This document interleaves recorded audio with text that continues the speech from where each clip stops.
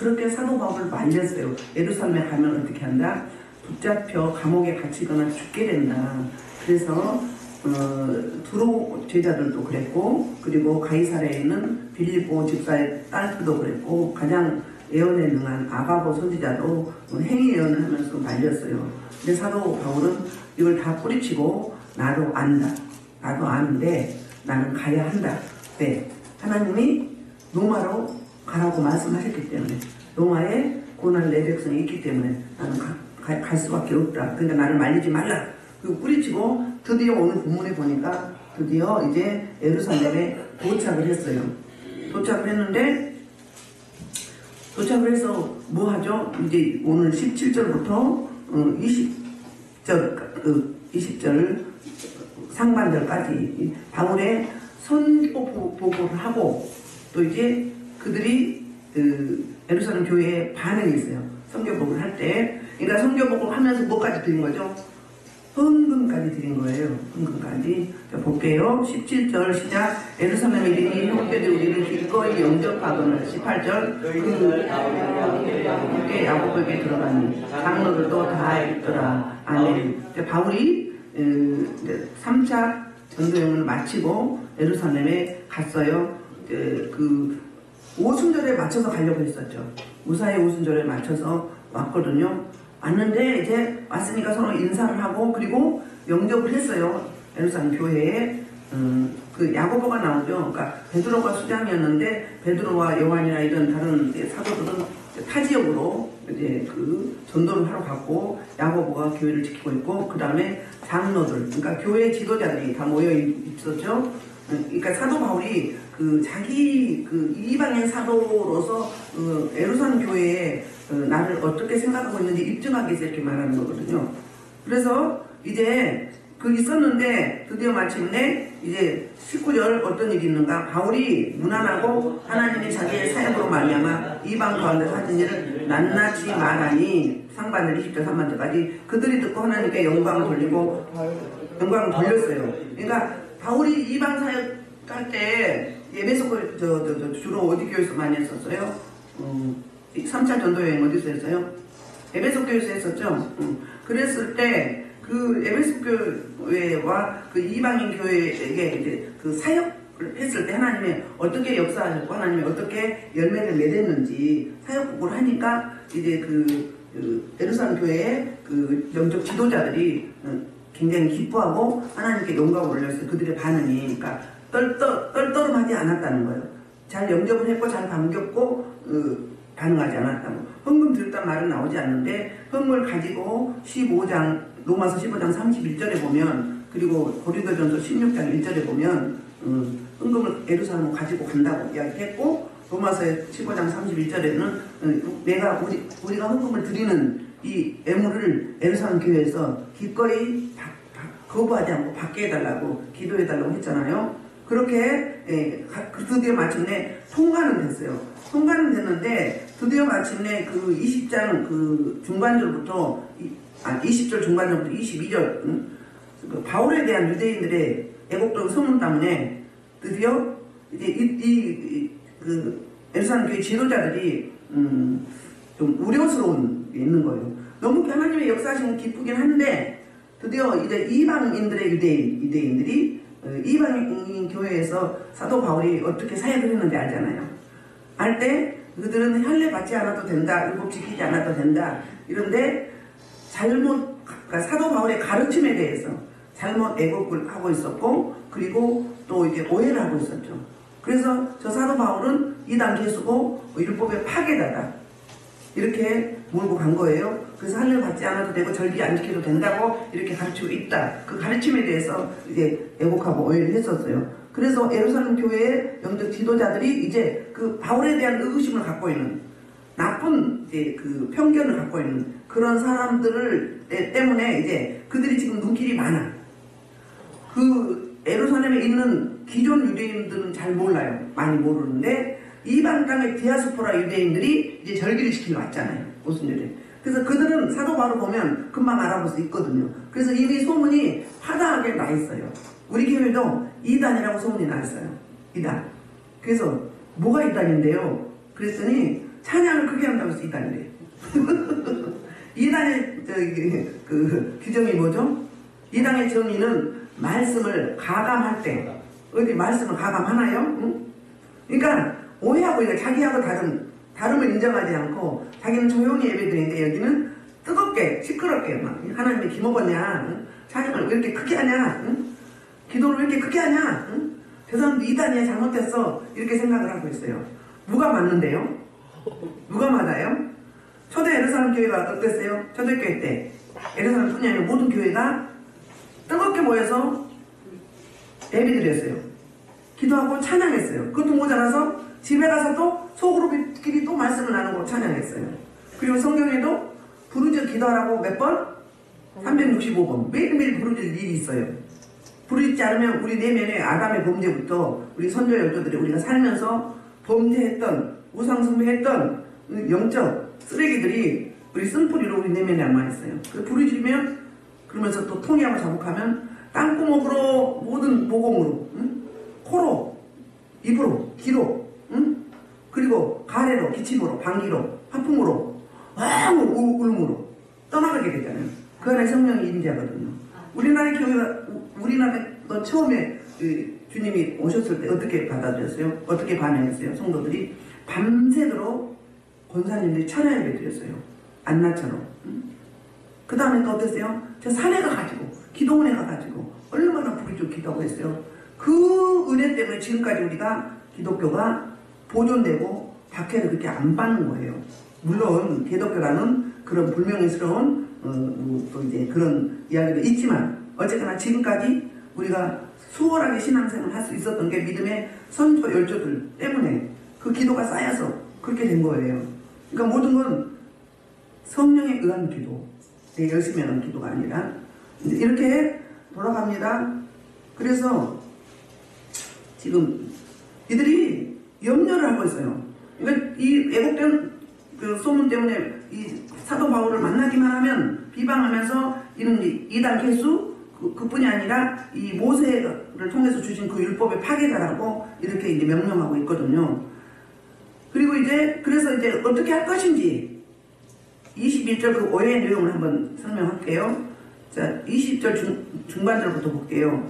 형제여, 그대도 보는 바에 유대인 중에 믿는 자 수만 명 있으니 율법의 열성을 가진 자라. 이제 수만 명이라는 이야기는 이제 이건 사실이 아니고 좀 가장법으로 해서 그 수많은 인생들이, 수많은 유대인들이 너에 대해서 안 좋은 악감정을 가지고 있다. 그래서 만나기만 하면 가만두지 않으려고 한다. 해를 끼치려고, 죽이려고 한다. 이렇게 말하고 있는 거예요. 그들의 특징은 뭐예요? 율법의 열성을 가진 자, 율법주의자들이에요. 21절 그 오해의 내용이 설명이 돼요. 내가 이방인에 있는 모든 유대인을 가르치되 모세를 배반하고 아들들에게 할례를 행하지 말고 또 간섭을 지키지 말라 한다 함을 그들이 들었도다 이렇게 말하고 있어요. 그러니까 모세가 율법을 줬잖아요. 그러니까 율법을 배반했다는 거예요. 그리고 그 율법의 내용은 할례와 그리고 또 뭐예요? 간섭, 유대인의 장로, 네, 유대인의 장로의 간섭들, 이런 것들을 이제 지키지 말라고 한다 함을, 그러니까 그 사도 바울의 이 성도들을 가르침에 대해서 오해를 하고 있었어요. 우리 그 고린도전서 로마서 2장 17절 19절 한번 볼게요. 사도 바울은 유대의 율법을 굉장히 잘 지켰던 사람이고 그리고 거부하지 않은 사람이에요. 볼게요. 로마서 2장 17절 19절. 자, 유대인이라 불리는 내가 율법을 의지하며 하나님을 잘하노라. 율법의 보호를 받아 하나님의 뜻을 알고 주께 선하고서 분반하며 맹인의 길을 기도하는 자여 어둠에 있는 자의 빛이요 율법의 의식과 진리의 모범을 받는 자로서 어리석은 자여 교사여 어린아이의 선생이라 스스로 믿으니 그러면 다른 사람 가르친 내가 내 자신을 가르치지 아니하느냐. 도둑질 하지 말라 성하는 내가 도둑질하느냐. 가늠하지 말라 하는 내가 가늠하느냐. 우상을 가지고 있는 내가 신적 물건을 전립질하느냐. 율법을 잘하는 내가 율법을 도망하고 하나님을 욕되게 하느냐. 기록된 바와 같이 하나님의 이름이 너희 때문에 이방인에서 모독을 받는도다. 내가 율법을 하면 할례가 유익하냐? 내가 만일 율법하면 내 할례는 무할례가 되느니라. 그러니 무할례가 불을 지키면 그 무할례 할례가 여기 것이 아니냐? 또한 원래 무할례를 온전히 지키면 율법 전부 할례를 가지고 율법을 범하는 너를 정죄하지 않게 된다. 무릇 표면적 유대인이 유대인이 아니요 표면적 할례가 아닙니다. 오직 이면적 유대인이 유대인이요 할례는 마음에 할지 영에 있고 율법 조문에 있지 않는 것이다. 그 칭찬이 살아날 것이 아니요 하나님의 있으시다. 먼저는 앞에는 그 규례, 그러니까 절기에 대해서 말하고 밑에는 할례에 대해서 이야기하죠. 사도 바울이 지금 이야기를 왜 이야기하는 거예요? 율법주의자들이 지켜야 된다, 지켜야 된다, 지켜야 된다, 지키는데 자신들은 지켰어요, 안 지켰어요? 안 지켰어요. 나는 지키지 않으면서 다른 사람들은 어떻게 해요? 안 지킨다고 계속 손가락질하고 판단하고 정죄하고 이랬단 말이에요. 그러니까 이 할례에 대해서 뭐라고 이야기해요? 이 몸에 하지 말고 뭐에 달아? 마음에 달아. 마음에 가지고 패라. 요에서 2장도 이야기하자. 너희는 옷을 찢지 행위적으로 제수처만 취하지 말고 뭐해라? 실제적으로 네 마음에 가지고 패라 이 말이에요. 통회하고 자복하라. 응? 부르짖으라 그 말이에요. 실제로 영적으로 목에 할례 하면은 어때죠? 목이 계속 세요. 기도만 하면. 근데 딱 여기가 통과되면 때 목 안 세요. 두 번째, 그 다음에 어디로 내려가죠? 가슴으로 마음으로 가요. 마음. 그래서 부르짖으면 이제 가슴 기도하면 어때요? 아파 막 가슴이 막 미어져. 이거 이 영적으로 찢는 거예요. 영적으로 수술하는 거라고. 육성, 재성, 옛사람, 내 장아 다 찢어내는 거예요. 그 마음의 할례를 하라는 거예요. 몸에다 표면적으로 하지 말고. 그 다음에 어디로 가죠? 이제 반전으로 가죠. 지성소로 가죠. 여기 어때요? 허리가 끊어져요. 근데 어느 단계 가면 뻥 열리면서 아프지 않아. 목도 안 세고 마음도 안 아프고 여기 가슴도 안 아프고 허리도 안 아파요. 그리고 어떻게 목소리가 막 멀리 가. 많이 가면서 막 대충이 안 돼. 어떻게 돼요? 전심으로. 찬양을 해도 전심으로. 기도를 해도 전심으로. 근데 힘이 안 들어. 성령의 통치와 주권을 받기 때문에. 너희 배에서 생수의 강이 흘러 넘치라고 요한복음 7장 38절에서 사도 요한이 말하고 있잖아요. 살리는 것은 여기니 육은 무익하다고 그랬어요. 우리 육성을, 재성을 다 제거하는 게 뭐예요? 목에 할례, 가슴에 할례, 지성소에 할례예요. 그게 부르짖는 거고 통일하고 자복하는 거잖아요. 그 이야기를 하고 있는 거예요. 그래서 너희 눈에 보기에 유대인으로 태어났고 그리고 할례를 했고 절기 지키면 표면적 유대인, 눈에 보이는 행위적 그거, 그 표면적 유대인은 유대인이 아니고 뭐다? 이면적 유대인, 영적인 유대인, 영적 유대인을 말하는 거예요. 즉 영과 진리로 예배드린 자, 하나님 기뻐하는 삶을 사는 자, 삶의 예배가 있는 자, 그 사람들이 진짜 유대인이다. 이 말을 사도 바울이 로마 교회에 설명하고 있는 거예요. 모든 교회 하고 있죠. 갈라디아에서도 말씀하신 거예요. 이것저것에서 말씀해요. 그럼 사도 바울은 뭐예요? 지금 무슨 이야기 하고 있는 거예요? 행위적으로 거칠은 하지 말고 중심에 들어가야 된다. 그리고 다른 사람한테만 지키라고 하지 말고 너희도 지켜라 그 말이에요. 너희가 지켜가면서 해라 이 말이에요. 소위 말해서 목사들이 설교할 때 어때요? 자신은 내가 삶으로 살아내지 못하면서 성도들에게 이렇게 살아라 이렇게 살아라 이렇게 살아라 요구하는 거 그거 뭐예요? 그게 똑같아. 표면적 유대인하고 똑같다고요. 영적 지도자들은 삶으로 사역을 하는 거예요. 삶이 있어야지. 내 삶이 없으면서 내가 그렇게 살아내면서 이야기를 해야지. 나는 살지도 않으면서 계속 지적만 해. 뭐예요? 그게 율법주의자들이에요. 율법은 뭐예요? 죄를 자꾸 드러나고 나의 한계를. 근데 자꾸 뭐래요? 손가락질해. 니 탓이야, 니 탓이야, 니 탓이야, 니 탓이야. 그게 율법주의자예요. 율법은 원래 뭐예요? 선한 것이라고 했어요. 그래서 뭐예요? 육이 아니라 뭐예요? 율법 조문에, 사람이 쓴 율법 조문에 있지 않고 영에 있다 이 말이에요. 성령의 통치와 주권이 이루어질 때 된다. 그 말은 이렇게 하고 있는 거거든요. 근데 이들은 이렇게 오해하고 있고 자기가 최고야. 사도 바울은 율법 파괴자야. 응? 이단 개수야. 유대교를 다 기독교로 인도해. 이렇게 생각을 하고 보기만 보면 어떻게 죽이려고 생각을 했어요. 누가복음 2장 에서도 예수님도 이런 오해를 받았잖아요. 그렇죠? 그래서 그들이 이렇게 지금 뭐 하고 있어요? 지금 만나기만 하면 어떻게 해? 잡아 죽이려고 지금 작정을 하고 있다. 그러니까 그 유대인들의 상태를 사도 바울이 이렇게 말해준 거예요. 이만큼 심각하다. 21년 이렇게 이야기. 그러면 어찌할꼬 그들이 필연 뭐다? 분명히 깊이 있고 그 말을 하고 있어요. 필연 우리가 말한 이대로 하라. 그러니까 그들이 그렇게 심각하니 이제 처방을 하는 거예요. 처방을 해줘. 어떻게 처방을 해요?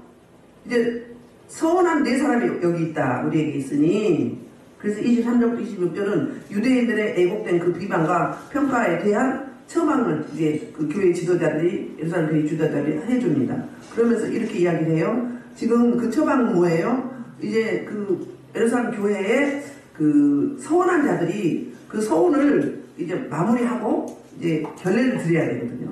서운은 뭐예요? 마음과 중심. 그러니까 서운이 원문에 뭐 육회거든요. 원하다 기도하다 라는 의미를 가진 그 육회마에서 나온 말이에요. 그래서 하나님께 하나님께 올려드리는데 기도하는 마음이고 소원하는 마음이에요. 그러니까 마음과 중심과 모든 행위를 하나님 앞에 구별하여 드린 거거든요. 우리 말하면 그거 있잖아요. 금식기도 작정기도 할 때 어느 기간을 정해놓고 하잖아요. 그런데 그래서 엄숙해야 되는 거죠. 하나님께 구별해서 드릴 거거든요. 소원은 여러 가지가 있어요. 그 하나님 직접 소원을 소원하게 하신 거죠. 하나님 직접 나시는 뽑은, 여기 나시의 규례가 나오는데 그 나시리는 이런 게 있어요. 그러니까 나시리의 기준은 하나님이 직접 나시를 삼아. 그게 누구죠? 삼손, 예수님, 나자르. 사무엘은 엄마가 서운했죠. 그 다음에 이제 부모나 가족이 서운한 경우가 있어요. 그게 사무엘상 1장에 보면 나오죠. 사무엘, 그리고 사사기 13장에 삼손 나오죠. 하나님이 나시를 구별하고 있잖아요. 또 신약에 보면은 누구? 세례 요한도 나시로 하나님이 구별해서 주신 거예요. 우리 소위 여기도 나시진으로 구별한 분들이 있잖아요. 한 0.01% 정도 되죠. 그러니까 예수님이 신랑이 되는 거예요. 남자도 있어요, 나시린이. 예수님이, 우리는 신부 다 식구잖아요. 예수님이 신랑이 되는 거예요. 그렇게. 그 다음에 자신이 서운하는 경우가 있어요. 서운은 몇 가지가 있다고요? 하나님 주신 게 있고, 그 다음에 가족이 하는 경우, 부모님이 하는 경우 있고, 자신이 하는 경우 있고. 그리고 나시린 제도는 어떤 제도냐면은 하나님 주신 건 평생 나시린이죠. 그런데 어떤 기간을 정해서 보통 일주일 정도, 내가 그동안은 하나님 앞에 우리만 하면 작정기도 하는 거야. 금식기도 하는 거예요. 구별을 해서 하나님과 나만 일대일로 만나지는 그 상황이 되는 거예요. 그래서 구별하는 건데 그 나시린의 구례가 이제 보면은 나와요. 나시린의 구례 보면 민수기 6장에 있거든요. 민수기 6장 볼까요? 2절부터 나와요. 볼게요. 나시린 이스라엘 자손에게 전하여 그들에게 이르라. 남자나 여자가 특별한 소원 곧 나시린의 소원하고 자기 몸을 구별하여 여호와께 드리려고 하면, 그러니까 특별한 소원이에요. 어느 기간을 정해서. 그러면 나시린이 뭘 해야 될까? 나시린의 규례예요. 뭘 하지 말아야 할 거.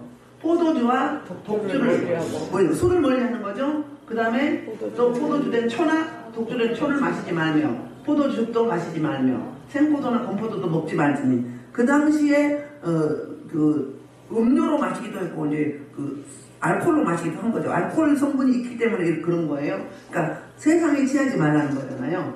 그 다음에 이제 4절에 보면 두 번째, 자기 몸을 구별하는 모든 날 동안은 포도나무 소사는 씨나 껍질이라도 먹지 말며, 그 서운한 구별하는 날 동안은 삭도를 머리에 대지 말고, 머리에 삭도, 그러니까 술을 마시지 말고 멀리하고 머리를 자르지 말고. 네, 머리는 하나님의 것이기 때문에. 그리고 이제 그 날이 차기까지 그거로 가지고 그 머리털을 길게 자라게.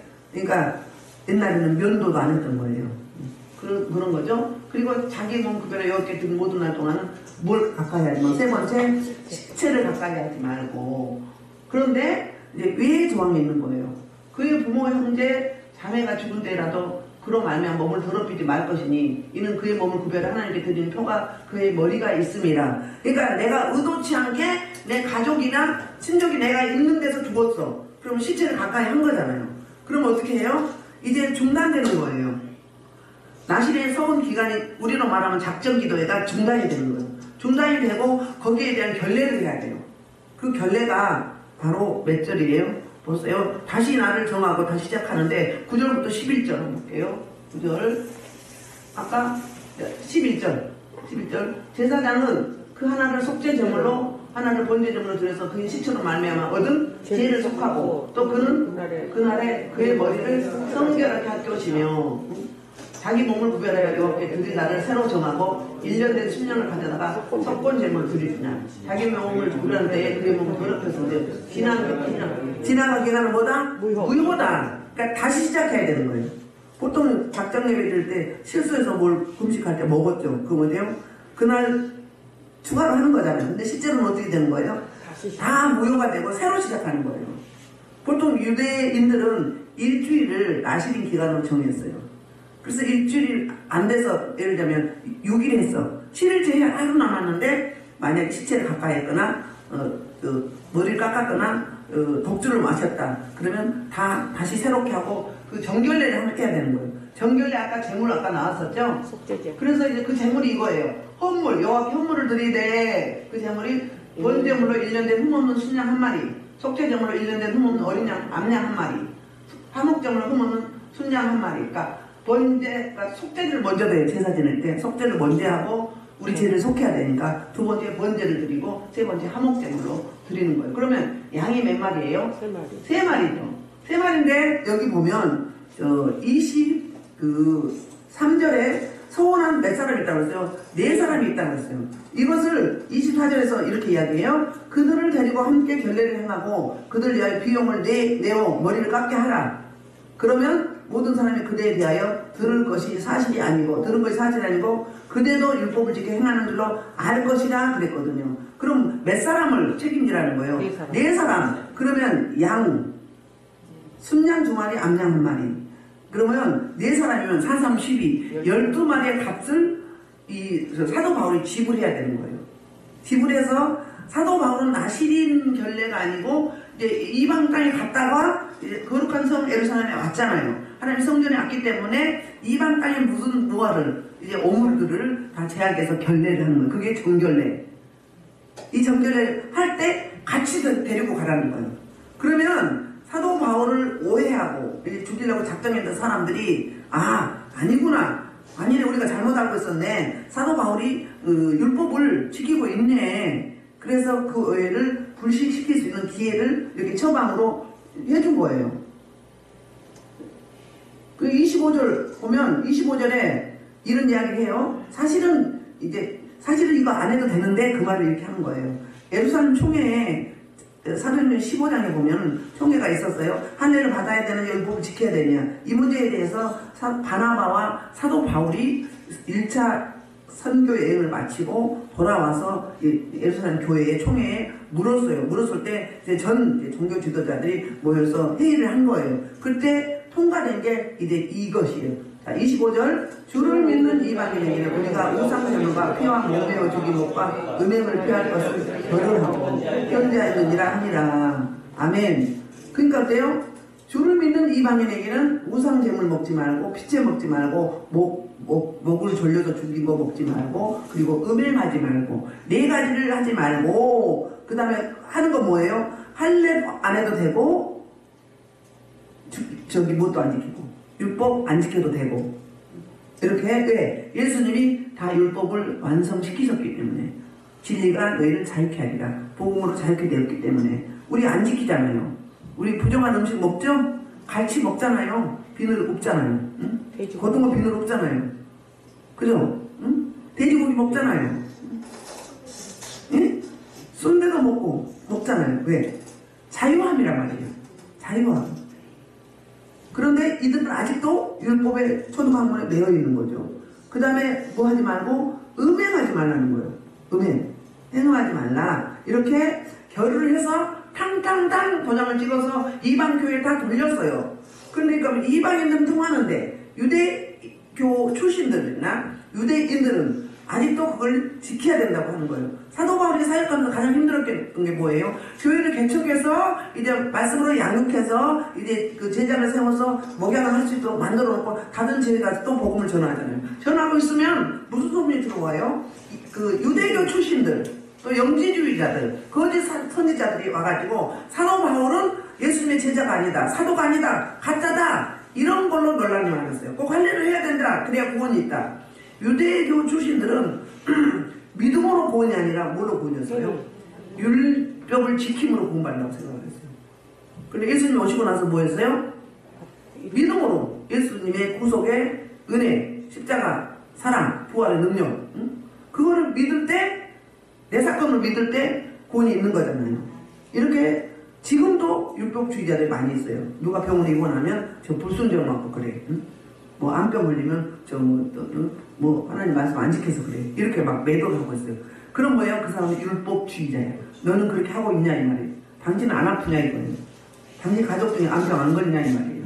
3명 중에 1명이 아닌데 그렇게 매도하면 안 된다 이 말이에요. 그렇잖아요.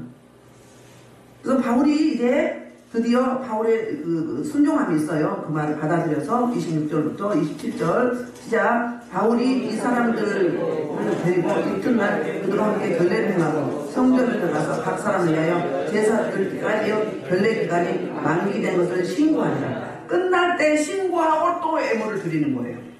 그렇죠? 그러니까 시작할 때는 안 드려도 돼. 근데 중간에 잘못되었을 때 다시 이제 제물 드리면서 이제 속죄하고 그리고 이제 나서 이제 다시 시작하는 거잖아요. 끝날 때 신고하고 애물을 또 드리는 거죠. 이렇게 했어요. 그래서 27절부터 29절은 이제 그들의 오해와 모함이 들려 있어요. 27절 그 이래가 지났어요. 거의 참에 아시아로부터 온 유대인들이 성전에서 바울을 보고 모든 무리를 충동하여 그들을 붙들고 그랬어요. 20절 이래가 찼다. 그러면 그 정결례 기간 사도 바울도 이제 그 정결례 일주일이죠. 또 다른 4사람은 그 나실인의 규례가 끝나는 날이에요. 7일 끝나고 8일째 이제 신고를 해서 이제 제사를 드리는 거거든요. 그런데 유대인, 그러니까 디아스포라 유대인들은 아직 사도 바울이 성전에서 결례 행한 안 받잖아요. 안 받기 때문에 아직도 그 오해는 이제 해결이 되지 않은 상태에 있는 거예요. 근데 마침 어때요? 이제 아시아로 보던 유대인들이 성전에 있는 바울을 보는 거예요. 봤는데 바울 보고 나서 모든 무리를 충동하여 그들을 붙은 거예요. 그러니까 결례 지킴을 못 봤던 거죠. 그래서 이제 28절에 보면 이 사건의 배경이 뭐냐면 바울이 이제 그 이방 선교를 할 때 저들이 증오했어요. 증오하고 철저한 유대인들이 이들을 뭐예요? 율법을 안 지켰다, 할례를 못 지키겠다, 율법 못 지키겠다, 이렇게 이제 이야기가 나오거든요. 그래서 이제 28절 보면 일치되 이스라엘 사람들아 도라 이 사람 gat해서 우리 백성과 율법과 이것을 비방하여 모든 사람을 가르치는 그 자인데 또 헬라인을 데리고 성전에 들어가서 이 거룩한 나니 그렇다 하니 그럼 어떻게 된 거예요? 지금 이방인 드로비모가 여기 있어요 없어요? 없잖아요. 사도 바울만 있잖아요. 근데 있다고 생각을 하는 거예요. 그러니까 모함이죠. 모함. 예수님도 그랬잖아요. 모함 받았잖아요. 그래서 29절에 보면 이제 뭐 때문에 그런지 그 이유를 설명을 해요. 이는 그들이 전에 에베소 사람 드로비모가 바울과 함께 시내에 있음을 보고 바울이 그를 성전으로 데리고 들어가기로 생각하밀러라. 시내에 있어서 뿐이지 성전 안에 못 들어왔잖아요. 성전에 이방인이 들어가려면 뭐죠? 성전에 딱 들어가면 뭐가 있어? 이방인의 뜰이 있어요. 그 다음에 그 성소 안에 들어가면 그 다음번에 여인의 뜰이 오른쪽에 있어요. 우리 들어갈 때. 그 다음에 이스라엘 뜰이 있어요. 남자들. 그 다음에 그 안에 들어가면 성소에 뭐가 있어요? 제사장의 뜰이 있단 말이에요. 그러면 이 드로비모는 들어가면 어디만 들어가는 거예요? 이방인의 뜰만 들어가야 되는 거예요. 그거 넘어가면 어떻게 돼요? 죽는 거예요. 근데 이방인의 뜰도 아니고 성도도 아니고 시내에서 봤는데 지금 사도 바울은 어디 있는 거예요? 성전 안에 있는 거예요. 그걸 보고 지금 누명을 뒤집어 씌우는 거예요. 완전히 모함이란 말이에요. 우리 예수 믿을 때 억울한 소리 많이 듣죠. 사역할 때 억울한 소리 많이 듣잖아요. 누구는 뭐요? 자기를 막 설교하면서 째려봤다고. 왜 째려본 거예요? 째려본 게 아니거든요. 어둠이 있으면 영이 어떻게 되는 거예요? 영이 그걸 처리하느라고 그런 거예요. 그러면 어둠이 많은 사람은 어떻게 해요? 자기를 무시하고 째려본다고 생각을 해요. 응? 제가 가끔 눈도 볼 때 무섭다면서요. 응? 나는 그게 아니잖아요. 제 눈이 얼마나 선하고 이뻐요. 근데 저도 모르는 제 영이 어떻게 하는 거예요? 그 어둠이 있기 때문에 그 어둠을 잡아 처리하는 거예요. 사역을 한단 말이에요. 이걸 이해를 하셔야 돼. 응? 뭘 째려보기는 뭘 무시해. 응? 한 영혼의 천하보다 귀하게 여기다 얼마나 기도하고 하는데, 근데 그게 오해를 한단 말이에요. 여기는 깊은 곳을 다루기 때문에 여기서 견뎌내기도 쉽지는 않아요. 왜? 내 안에 그 어둠이 쓴뿌리가 사단 마귀 원수가 막 들고 일어났고 그걸 반대로 생각을 해요. 육의 나는 그게 아닌데 영의 성령님은 어때요? 나하고 속성이 다르면 어때요? 공격을 하죠. 서로 다르기 때문에 서로 부딪힘이 있어요. 그러면 성령이 충만한 사람은 그냥 나는 가만히 있지만, 이성이 나는 그냥 있지만 육은 그냥 있지만 영은 일을 하잖아요. 어둠이 많아놓고 막 태워내잖아요. 태워내고 무찔리고 처리하는 거예요. 사역한단 말이에요. 이걸 모르면 오해하는 거죠. 그렇게 느껴지는 거예요. 그냥 말을 해도 돼요? 막 자기를 막 어떻게 된 것 같아? 제가 이렇게 은혜 안에 깊이 들어오지 않을 때, 그런데 이렇게 직장을 다녔는데 앞사람이 초신자, 암환자인데 너무 사랑스럽고 이쁜 거예요. 그래서 참 이쁘다 이랬어. 이쁘다 그러면 웃으면서 말하죠. 이쁘다. 그럼 상대방은 어떻게 해야 돼요? 고맙습니다, 감사합니다 이러면 되잖아요. 그만 좀 해! 그만 좀 하라니까요! 아 이쁘다 근데 왜 그래? 이뻐 진짜로. 듣기 싫어요! 이래. 나는 이쁘다고 말을 하는데 거기는 뭐예요? 능력이 나가기 때문에 어때요? 자기를 공격하는 거예요. 내가 이제 후배니까 혼내키려고 했는데 하나님은 야야 네 속에서 능력이 나가서 저 어둠을 처리하는 거 그러니까 내 보라 이러는 거예요. 혼내키려고 이제 일로 와봐 이렇게 하려고 했는데 그런 거예요. 그렇게 오해를 받는단 말이에요. 예수 믿다 보면 그래요. 응? 그래서 이제 30절 보고 36절 보면 이제 유대인들의 소동이 이런 올 게 왔어. 유대인의 소동과 천부장의 개입이 있어요. 드디어 마침내 염려했던 게 올 게 왔어요. 자, 온 성이 30절 소동하여 백성이 달려와 모여 바울을 잡아 성 밖으로 끌고 나가니 문들이 곧 닫히더라 그랬어요. 어때요? 온 성이 이제 디아스포라 유대인들의 이제 목소리 큰 소리 때문에 몰려왔어요. 막 몰려와갖고 이제 큰 소리 치는 거예요. 그러니까 어때요? 사도 바울을 잡아가지고 죽이려고 성전 안에 죽이면 안 되잖아요. 그러니까는 성전 밖으로 끌고 나가는 거예요. 나갈 때 그 바깥문 이쪽 문이 있어. 앞에 이쪽으로 남쪽에서 이쪽으로 거기 문이 팡 닫히는 거예요. 문이 가볍지 않으면 그러니까 못 열어. 철로 돼 있어가지고 팡 닫히는 거예요. 이때 사도 바울의 그 심리적 정신적 그 감정은 어땠을까? 난 성전에 있었는데 하나님의 결례를 행하고 있었는데 내가 이런 시도를 당하는구나. 내가 열심히 하나님 위해서 일한 것밖에 없는데 이런 생각을 할 수 있잖아요. 그래서 이제 이 문이 곧 탁 닫히는데 그들이 그를 죽이려 할 때 성전 밖으로 끌고 나왔기 때문에 죽여도 되는 거죠. 죽이려고 막 수많은 사람이 달려들잖아요. 달려드는데 이때 온 예루살렘에 소란하는 소문이 어디 들려? 천부장에게 들려요. 누가 들리게 한 거예요? 하나님 아버지께서 개입하신 거예요. 이 모든 일들은 하나님의 플랜 안에 들어있는 거예요. 하나님이 이렇게 해서 사도 바울을 어디로 데려가려고? 로마로 데려가기 위해서 이 디아스포라 유대인과 현지 유대인들을 사용한 거예요. 그리고 천부장도 사용한 거예요. 그러니까 그 유대인들은 뭐예요? 악의 도구로 쓰임받는 거죠. 저와 여러분은 악의 도구로 쓰임받으면 안 돼요. 선의 도구로 쓰임받아야 돼요. 어떤 분이 걸음도 못 걸고 옆으로 막 제대로 서 있지도 못하고 입도 돌아가고 그래서 아팠거든요. 그 고침을 받았어요.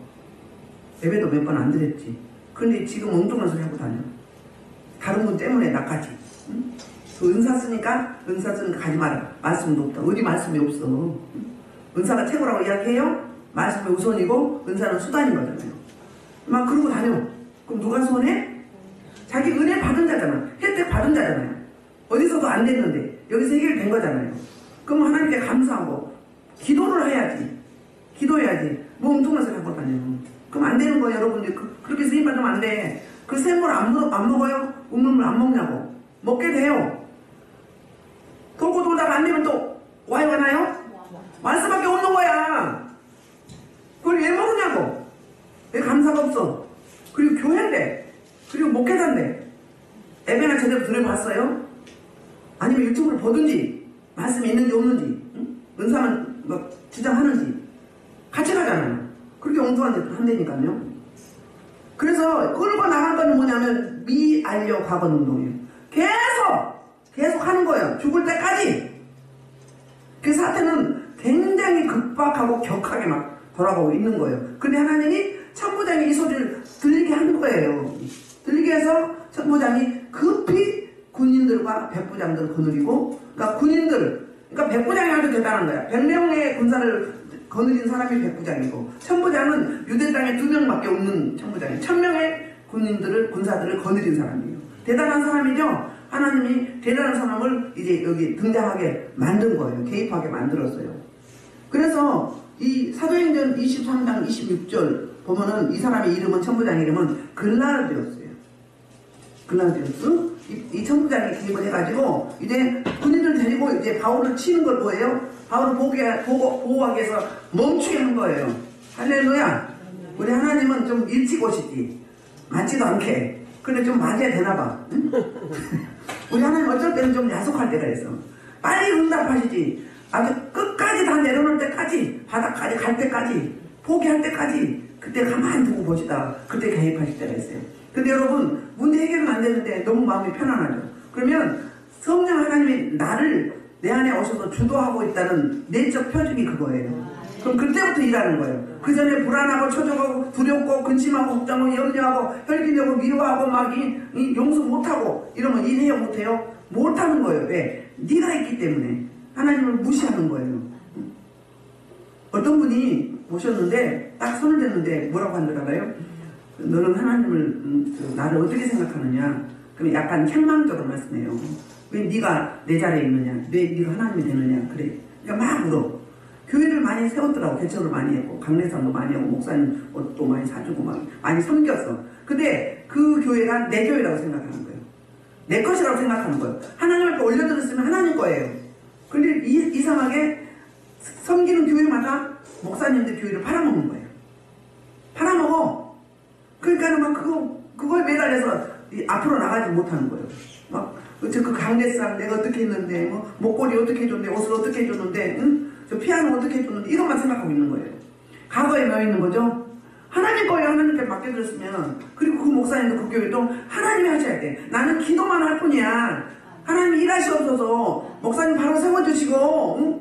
깨어있게 하시고 우리가 목사님한테 기도 못하면 용서하시고 그렇게 나가야 돼요. 그래 자기한테 뭐가 있기 때문에 그런 거예요. 내가 거절에 앞에 있기 때문에 계속 그런 데만 다니는 거야. 계속 거절을 당하는 거예요. 그리고 무시당해. 기껏 섬겨놓고 무시당해. 그럼 빨리 나가라고 그래. 나가라고 그래. 걸림돌이니까. 에? 누구 문제? 내 문제. 그 제가 처방을 했거든요. 앞으로 그렇게 하면 안 된다고. 나가버리라. 하나님 거니까. 여러분도 마찬가지예요. 강대상 했다가 저거 하면서 내 건데 너 헌금했는데 뭐예요? 하나님에 바쳐서 하나님 거예요. 헌금 물려달라고 하지 마라. 어떤 거 물려달라고. 물려달라고. 누가 하라고 했나? 자기 감동받아서 한 거잖아요. 뭐 진짜 믿음 생활 어떻게 하는 거예요? 완전히 그냥 개판이야 개판.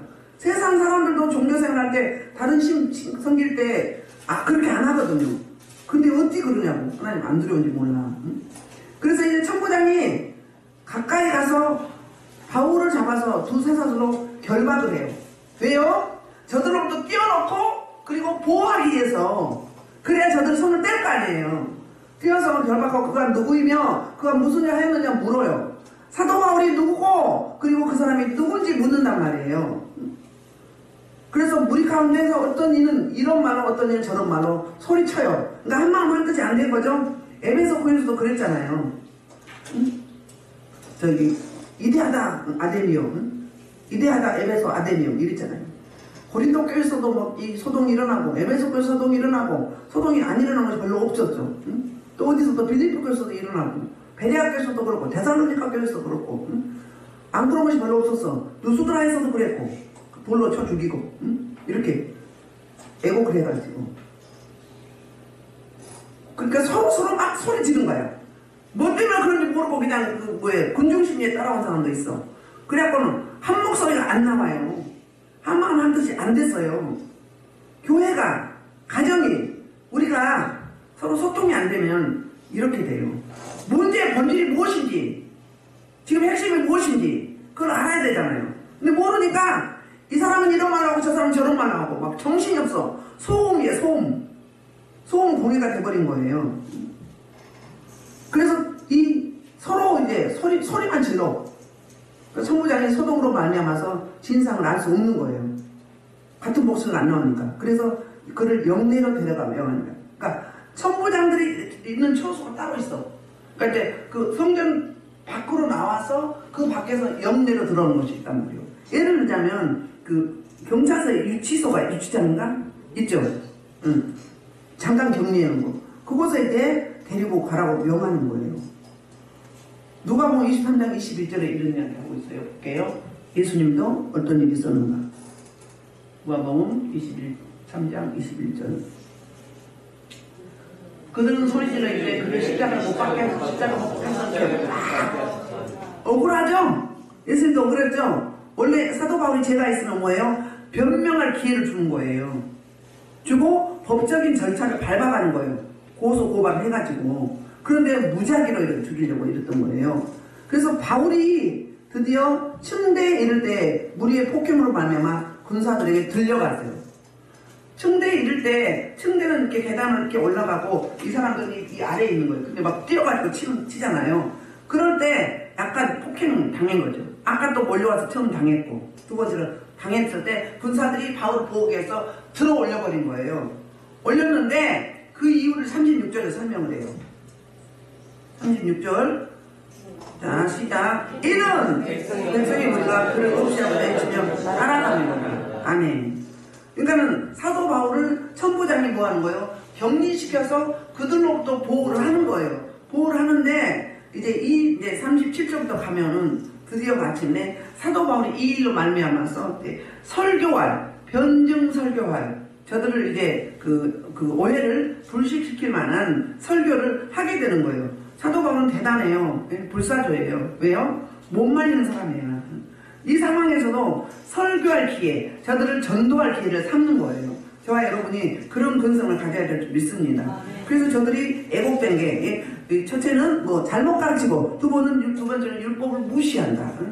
율법을 무시한다. 이렇게 그래서 율법 파괴했다가 절기를 못 지키게 하고 할례를 받지 못하게 한다. 이렇게 가르침을 오해했고요. 그리고 사도 바울의 복음 사역, 세계 선교 이 사역을 오해했던 거예요. 사실은 자기들이 해야 되는데 사도 바울이 하고 있는 거잖아요. 근데 우리들도 그럴 때가 있어요. 전도도 못하면서 전도회 오면 꼭 저 같은 것만 데려와 이래. 묵은 닭들이 그런 데잖아요. 교회에 오래 다니는 분들이 전도도 안 하고 일도 안 하면서 다른 사람 해오면 교회가 뭐 하는 곳인데, 교회가 어떤 곳인데, 교회가 죄인들이 오는 곳이에요. 흠 있는 자들이 오는 곳이란 말이에요. 그 전에 그랬거든요. 우리 교회에 뭐 아픈 사람들 많이 있었잖아요. 귀신 들리고 뭐 정신질환 있고 이런 분들이 많이 있었어요. 그런데 어떤 선교사님이 이런 거예요. 이렇게 하는데 교회가 어떻게 성도들이 오겠냐 이 말이에요. 무슨 소리?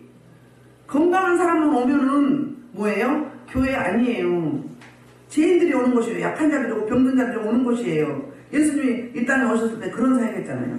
병든 자, 가난한 자, 고아 가부 나그네, 또 세리, 천대받고 차별당하고 그런 뭐라고 해야 되나? 낮은 자, 그런 자들 위해서 오셨잖아요. 죄인을 구원하러 오셨잖아요. 예수님 사역이 그거든요. 그들이 예수님인 거예요. 아무나 오는 거예요. 교회는. 그런데 자기는 안 그러면서 자기는 사실 자기도 이 교회 다니면 똑같은 거 아니야? 그런데 그렇게 이야기하고 있는 거예요. 뭐예요? 복음을 오해하고 있는 거예요. 곡해하고 있는 거예요. 그래 그 사람들이 건강해지고 그 사람들이 이제 정상적이 돼서 각자 자기 집으로 돌아가거나 파송되거나 응? 사역자로 나가거나 이렇게 되는 거거든요. 그게 교회의 사역이고 그게 하나님의 사역이고 예수님의 사역이거든요. 아무쪼록 말씀을 마무리하는데 제가 여러분이 이렇게 디아스포라 유대인이나 유대주의에 빠져있는 열성주, 율법의 열성이냐 복음의 열성이어야 되는데 잘못된 율법의 아주 몰입되어 있는 그런 자들은 혹시 내가 아닌지 돌아보시고 나도 혹시 옛 습관, 옛 간섭, 예수 믿으면서도 뭐 선언 날 보고 보죠? 응? 보죠? 뭐 매일매일 뭐 보죠? 매일매일 운세 보고 이런 거. 또 철학관에도 가고 하죠. 또 아니면은 우상 숭배로 뭐에 예수님보다 복음보다 전도보다 응? 성김보다 응? 기도나 예배나 감사보다 더 열심히 하고 시간을 낭비하는 세월을 낭비하는 핸드폰 있죠? 미디어 있죠? 응? 있잖아요. 그런 것들이 바로 뭐예요? 율법주의자들이에요. 그 부분이 있다면 오늘 다 털어내시고 그리고 말씀을 놓고 기도하시는데 먼저 고병렬 귀한 집사님 폐암 말기로 지금 고통하고 있습니다. 빨리. 폐암 말기로 고통하고 있으니